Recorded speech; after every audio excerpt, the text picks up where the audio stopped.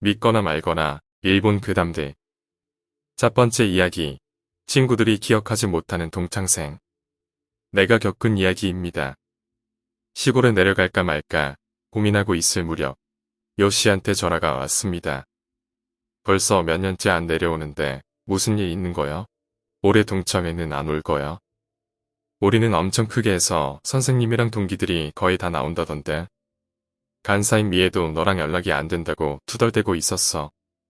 전화해주는 게 좋을 것 같아. 나는 미애의 전화번호를 요씨에게 물어 연락하고 올해 동창회에 나가기로 했습니다.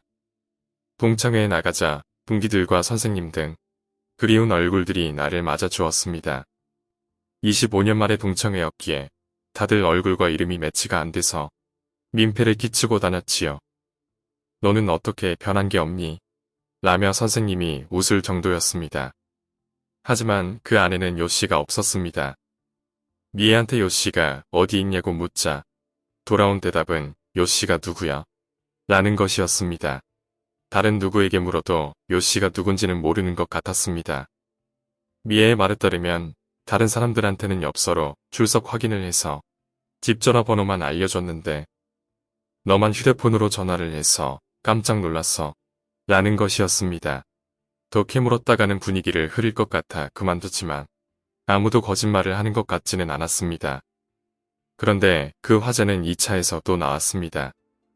아무도 요씨라는 친구는 떠올리지 못했고 후배나 부모님, 오빠한테까지 전화를 걸어봤지만 아무도 몰랐습니다. 나에게 동창회가 열린다는 것을 가르쳐준 친구 역시 없었습니다. 하지만 어머니가 요씨 같은 친구를 기억하고 있었습니다.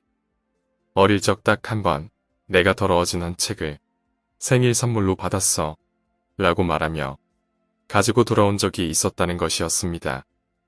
너무 열심히 읽어서 버리라고는 차마 말할 수 없었지만 선물로 쓰레기통에서 주워온 것 같은 책을 건네주다니 이상한 친구라고 생각했었다는 것입니다. 그 와중 어느 친구가 통화 기록에 남아있지 않아? 라고 물었습니다.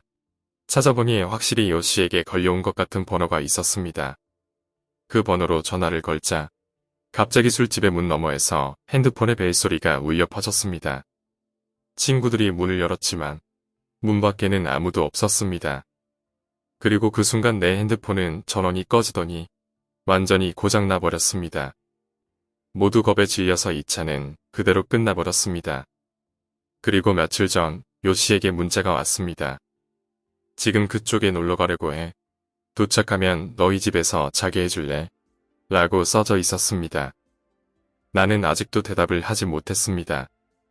두 번째 이야기, 기묘한 합숙 훈련.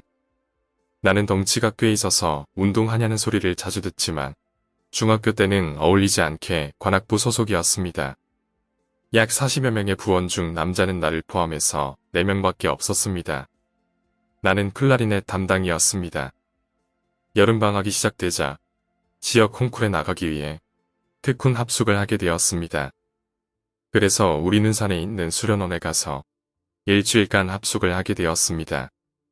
숙소에는 에어컨도 없고 날씨는 비정상적으로 더운 데다 밤만 되면 모기가 설쳐서 죽을 맛이었습니다.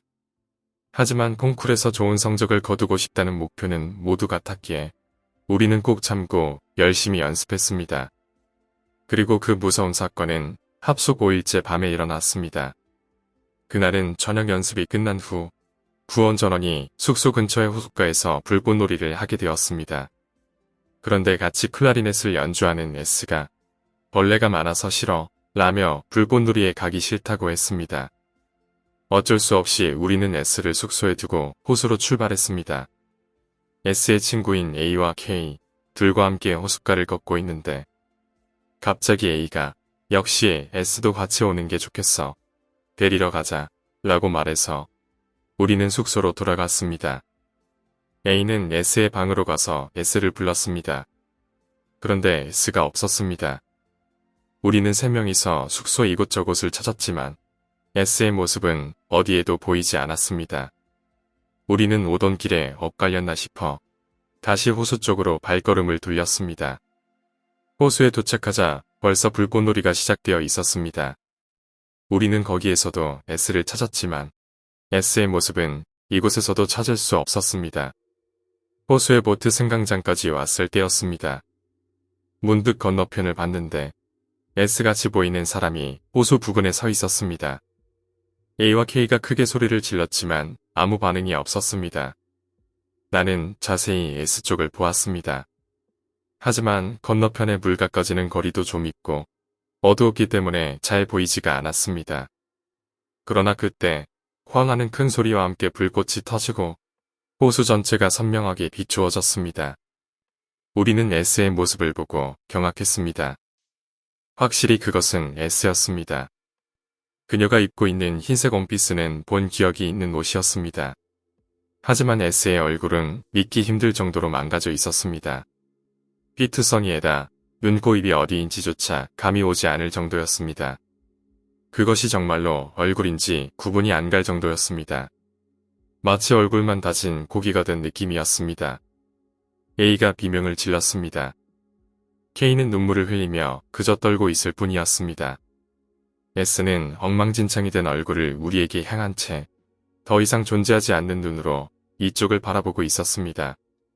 어째서인지 얼굴이 없는데도 우리 쪽을 보고 있다는 것은 알 것 같았습니다. 나는 너무나 겁에 질려 두 명을 호숫가에 둔 채 혼자서 숲속으로 도망치고 말았습니다. 모든 것을 잊고 그저 겁에 질려 전력으로 달릴 뿐이었습니다. 모두가 불꽃놀이를 하고 있는 곳까지 가는 데는 5분 정도밖에 걸리지 않았습니다. 나는 완전히 겁에 질려서 무슨 말을 하는지도 모를 정도로 말을 뱉어냈습니다. 그리고 간신히 진정될 무렵에야 나는 A와 K를 보트 승강장에 두고 온 것을 떠올렸습니다. 그래서 부원 전원이 A와 K를 찾으러 가게 되었습니다. 친구들은 모두 반신반의하는 듯 농담을 하기도 했지만 선생님만큼은 무척 심각한 표정이었습니다. 부원들은 진짜 S가 어떻게 된 걸까요? 라고 선생님에게 물었습니다. 분명 괜찮을 거야. 얼굴이 그렇게 될 리가 없잖니. 선생님은 가볍게 웃으면서 말했지만 그 얼굴은 몹시 굳어 있었습니다. 부원 전원이 동원되어 호숫가 주변을 수색했지만 결국 S는 찾을 수 없었습니다. 다행히 보트 승강장에는 정신을 잃은 채 쓰러져 있는 A와 K를 찾을 수 있었습니다. 그날은 너무 늦은 시간이었기에 숙소로 돌아갔지만 숙소에도 S의 모습은 찾을 수가 없었죠. 다음 날이 되어 선생님은 경찰에 연락을 하고 호수 주변을 수색했습니다. 믿을 수 없게도 보트 승강장 근처의 물가에서 S의 시체가 발견되었습니다. 게다가 어째서인지 시체의 목은 예리한 칼날 같은 것으로 잘려나가 행방을 알 수 없었다고 합니다. 갑작스러운 친구의 사망에 울기 시작한 부원들이 대부분이었습니다. 우리들에게도 경찰은 여러 질문을 했습니다. 마지막에 S를 본 곳이 어디였습니까?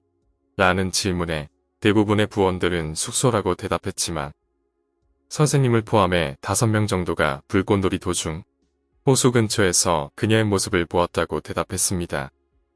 그러나 모두 그녀와 직접 이야기를 한 것은 아니었고 단지 모습만 보았을 뿐이어서 수사에 별다른 도움은 되지 못했습니다.